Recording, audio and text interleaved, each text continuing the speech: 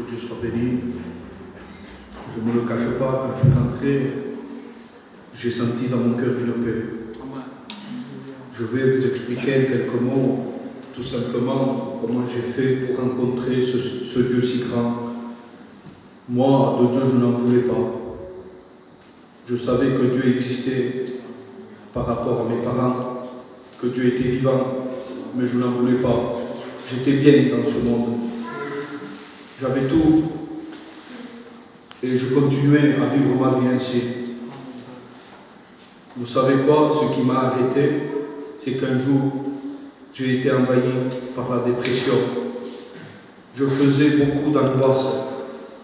Je vivais vraiment dans les ténèbres. Je me suis marié. J'ai eu des enfants. Cela ne changeait pas. Mon foyer était vraiment détruit. Il n'y avait pas de paix. Il n'y avait pas de dialogue. Je vous le dis, je ne vous le cache pas. J'en voulais à ma femme. Les angoisses créaient en moi une colère et une haine. J'en voulais aussi à mes enfants. Et je vivais vraiment mal. Et un jour, je me suis dit, nous, on connaît les choses de Dieu, donc je me suis permis d'aller fréquenter des réunions. Et le temps passait. Je me suis approché de Dieu par intérêt. Je vous le dis, par intérêt. Le temps passait, rien ne changeait. Le temps passait, les angoisses augmentaient.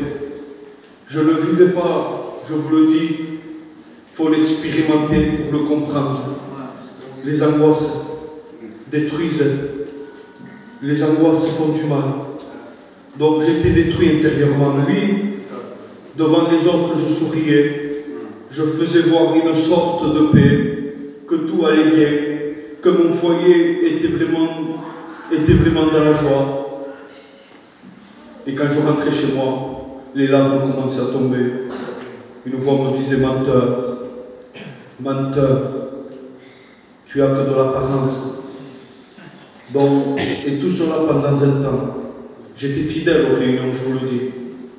Fidèle, dans le poussé. Je faisais tout. Mais avec le temps, je suis devenu même un religieux. Mais mon cœur était toujours un cœur plein d'épines. Donc, le temps a fait que je n'en pouvais plus de vivre cette vie. Je voulais mettre fin à ma vie. Je voulais mettre fin. Mais une voix s'est fait entendre dans mon cœur. Cette voix m'a fait voir mes enfants, m'a fait voir ma compagne, que mes enfants avaient besoin d'un père. Donc, je ne l'ai pas fait. J'ai fréquenté ma dernière réunion. C'était en janvier 2015. Je lui ai dit, Seigneur, si tu ne me parles pas, si tu n'agis pas, je mettrai fin à mes jours. Je ne peux plus vivre, je ne vis pas, mais je ne survis. Et la prédication a été annoncée, vous savez. Il y a eu un mot qui a touché mon cœur. Il m'a dit, cette chaise ne pourra jamais te changer. Tu peux l'occuper, tu peux prendre place, mais tu as besoin de lui, de Jésus. Donc, tout simplement, j'ai prié avec mon cœur. Je lui ai dit, Seigneur, pendant ce temps-ci, je suis venu par intérêt. Je suis venu pour que tu me délivres des angoisses, afin pour pouvoir revivre dans le monde. Mais Seigneur, maintenant, c'est différent. Je veux m'engager. Alléluia. J'ai vu comme une image, comme une vision. C'est inexplicable. C'est tellement fort. J'ai vu un homme, excusez-moi pour cette expression, il était vraiment dans un état mauvais, vraiment sale, à terre, bas. Je me posais cette question dans cette vision et je me disais, qui est cet homme? Mais qui est cet homme? Et une voix s'est fait entendre. Il me disait, Mike, cet homme c'est toi. La cause de tes problèmes et ces angoisses, c'est le péché. Je n'ai pas attendu, je me suis repenti. J'ai demandé pardon à Dieu. J'ai pleuré sur mon péché.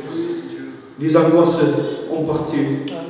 J'ai été libéré de toutes choses, de tout lien, de tout fardeau. On dirait que je n'étais plus la même personne.